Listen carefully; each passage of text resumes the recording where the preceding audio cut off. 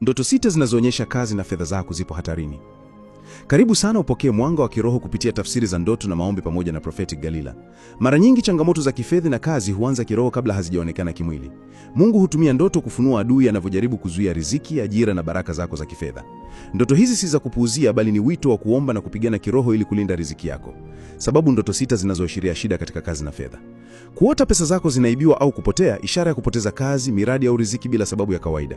Kuota unafanya biashara lakini hufanikiwi kuuza kitu, adui anazuia wateja, nafasi au baraka zako za kifedha.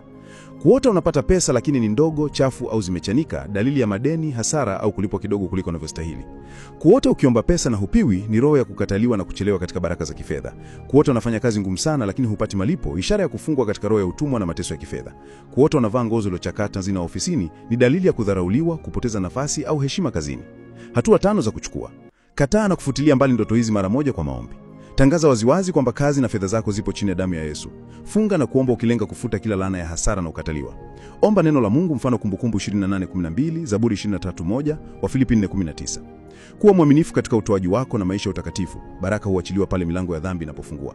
Maombi ya kuvunja kufungwa kwa fedha na kazi. Baba wa mbinguni, nakushukuru kwa kazi na riziki ulizonipa. Kila ndoto ya kuibiwa pesa, kuchelewesha malipo au kukataliwa naivunja kwa jina la Yesu Kristo. Natangaza uhuru wangu wa kifedha, nafasi mpya na kazi yenye baraka.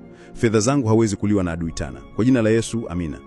Wasiliana nami kwa msaada wa kiroho, fasili za ndoto, ushauri na maombi. Namba ya WhatsApp ipo kwenye bio. Prophetic Galila.